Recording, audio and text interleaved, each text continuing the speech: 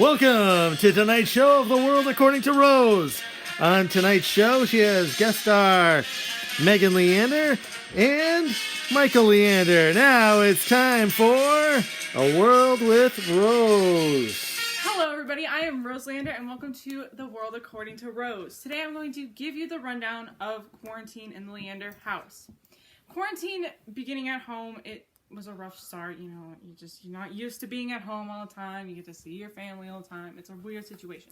And you have to kind of get into the groove of things. So my parents, they decided to give us school. So they decided on their own that they were going to come up with a whole bunch of assignments. And so they had us doing presentations, Googling stuff, doing online math websites and reading, stuff like that, just to kind of get us into a groove of some sort and a schedule of some sort. So the last month of being home has also been a roller coaster of confusion. Unfortunately for us, it looks like it's going to keep going at full force: boredom, excitement, and bonding and exploration. Quarantine started on March 13th, 2020. Receiving the call was so exciting and a joking panic. Before all this, my parents did go shopping and shelves were absolutely empty. When we went to Walmart, there was a whole section of hand sanitizers and soaps that was absolutely gone, and it was just shocking to me, so there you go. Also, there's little amounts of water and toilet paper also in stores, and people had carts of it, like as much as they could fit in their cart on their way doing that. I'm sure you don't want to hear me go on for days and days and days. So today, right now, I'm going to have our first guest on the show. This is going to be my mother, Megan Leander, coming in. All right, I have a couple questions for you. Okay, sure. All right, so have you done any big projects this quarantine? We've done a lot of things around the house. We've stained the outside of the house. We've done yard work. So that's been really helpful. That's good. Keeping productive and getting not away from boredom. Yeah. What do you think is going to happen? What's your version of life? All right, so what is your version of life after the pandemic? Well, it seems like things may continue to be a little bit different for a while, but I think people will be excited to branch out of their homes and maybe start going on vacation as the weather gets nicer. Hopefully we're able to do that. Has it been hard to keep up with people virtually? I think we've done a pretty good job about it. It's definitely different than being able to see people in person, but FaceTiming and all the technology really is helpful. Yeah, 2020 technology. Thank you, scientists of the world. Definitely. What are some positive things about this time? I think we are always rushing around. We have so many things to do every day of the week with schedules being so full. So it's been nice to kind of have that calm down time, have the quiet time, have the family time where we're able to just focus on each other and play games, go for walks. What has drastically changed for you?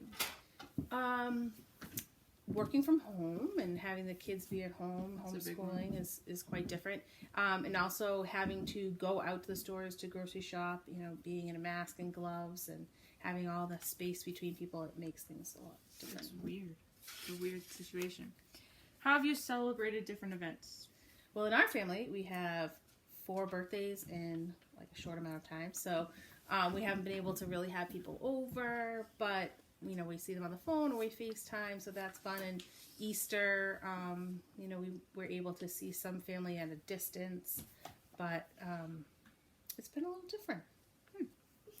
Does the news comfort you, or does it make you more scared just not knowing what's happening out there? Well, some of it's informative, but some of it you can't watch too much of it, I think. Yeah. So little doses to get the information you need, but not overload. To keep up with it. Mm-hmm.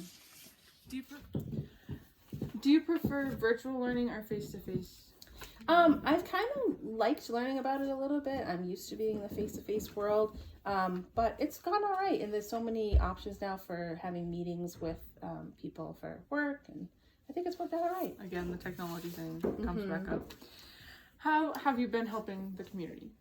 We try to be available to loved ones, to deliver food, and we've been able to help out a little bit with my husband's work and handing lunches out to kids. That's fun. Have you reached the point of boredom? Not yet. I feel crazy busy, so not yet. maybe it does feel eventually. really busy. Mm-hmm. How have you kept from being bored? I think just with work and homeschooling and just doing things around the house and staying connected as a family, so it keeps us busy. What is the first thing you're going to do when you get out of quarantine? I think just hug people that I haven't been able to hug for a long time. That's a good answer. Thank you. Love.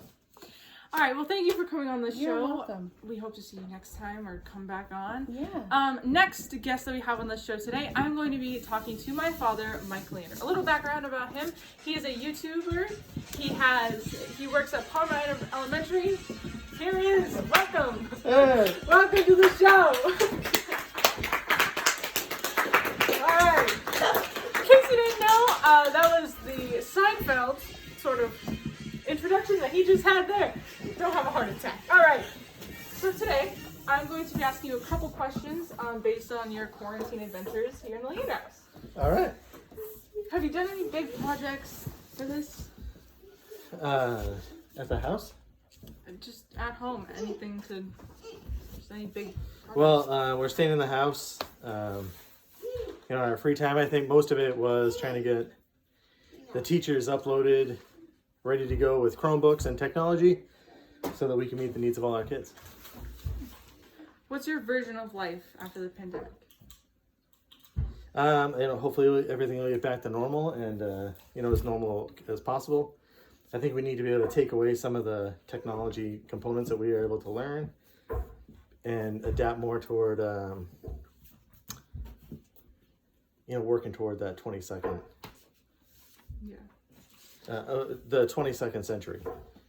Using our tools now to push us forward. Has it been harder to keep up with people virtually? Just more time consuming. What are some positives about this?